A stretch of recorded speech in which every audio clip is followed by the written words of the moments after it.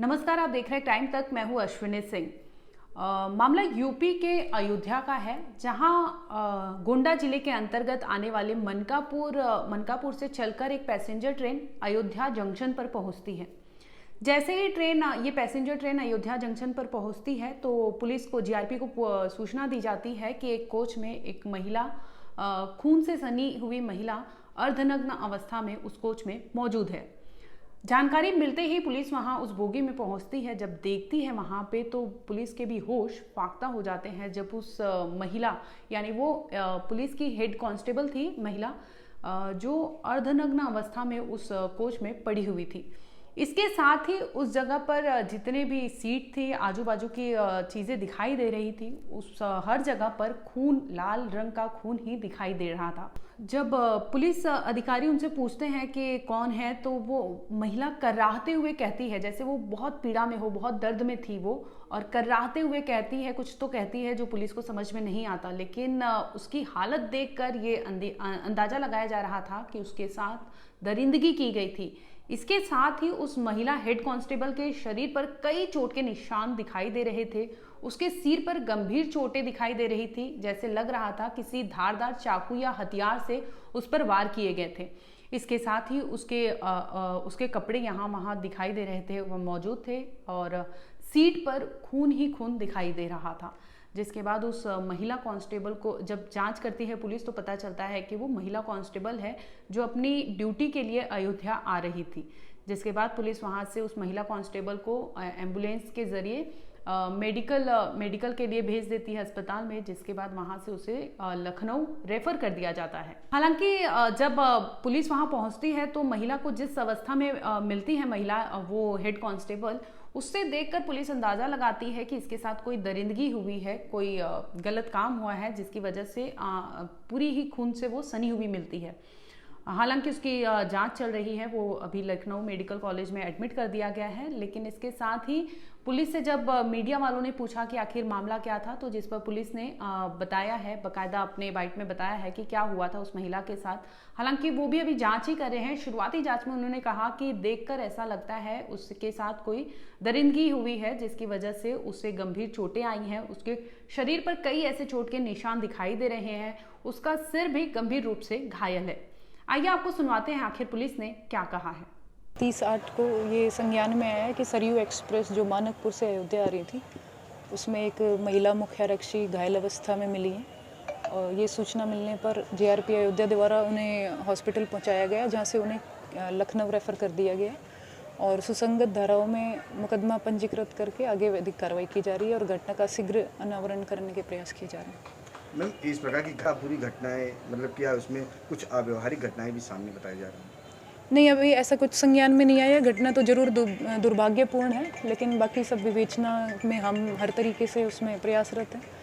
अभी उनका इलाज चल रहा है और जब भी वो बात कर पाएंगी तो हम उनसे जानेंगे कि असल में हुआ क्या था। अभी किसी से कोई ऐसा प्रत्यक्षदर्शी अभी सामने आया नहीं है जो बता सके। ड्यूटी उनकी महिला जो है लगी थी, वो जनपद सुल्तानपुर में पोस्टेड है और उनकी ड्यूटी अयोध्या में यहाँ वी मेले में लगी हुई है। नाम क्या है?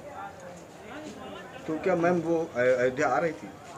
हाँ, वो अयोध्या आ रही थी सुल्तानपुर से, और संभवतः ऐसा लग रहा है जहाँ वहाँ मानकपुर में उनसे बातचीत जो हमारे एस्कॉर्ट कर्मियों के और आरपीएफ द्वारा हुई, तो वो संभवतः उनको नींद आ गई तो वो मानकपुर पहुँच गई, तो वापसी में अयोध्या आ रही थी। दरअसल आपको बता दें कि महिला सुल्तानपुर में तैनात थी, लेकिन इसी दरमियान उसकी सावन मेले में, अयोध्या में मेला लगता है जिसमें उसकी ड्यूटी लगा दी गई थी, जिसकी वजह से वो सरयू एक्सप्रेस ट्रेन पकड़ के सुल्तानपुर से अयोध्या के लिए रवाना हो जाती है। लेकिन इसी दरमियान न जाने क्या होता है कि वो अयोध्या जंक्शन ना उतर के वो अगले स्टेशन, जो गोंडा जिले के अंतर्गत मनकापुर आता है, वहां जाती है। इसके बाद वो वहां से लोकल पैसेंजर ट्रेन पकड़ती है और पैसेंजर ट्रेन पकड़ने के बाद वो अयोध्या पहुंचती है। हालांकि पुलिस अभी जांच कर रही है, जिसमें ये चीजें अंदाजा लगाया जा रहा है कि हो सकता है उसकी नींद लग गई हो, जिसकी वजह से वो अयोध्या ना उतर के मनकापुर चली गई हो। जब उसे पता चला हो तो मनकापुर से वो पैसेंजर ट्रेन लेके अयोध्या आ रही थी। लेकिन जो स्थिति महिला कांस्टेबल की थी, देखकर ऐसा लग रहा था कि वो होश में नहीं थी, पूरी तरह से वो जख्मी थी, कुछ बोल नहीं पा रही थी, पीड़ा से कर्रा रही थी। ऐसे देखकर लग रहा था कि उसके साथ दरिंदगी हुई है, लेकिन वो बोलने के उसमें नहीं थी, जिसकी वजह से पुलिस अभी जांच कर रही है। पुलिस भी जो भी शुरुआती जांच में उन्हें लगा है वो चीज़ें उन्होंने बताया है, लेकिन अभी फिलहाल उस मामले को लेकर पुलिस तहकीकात कर रही है।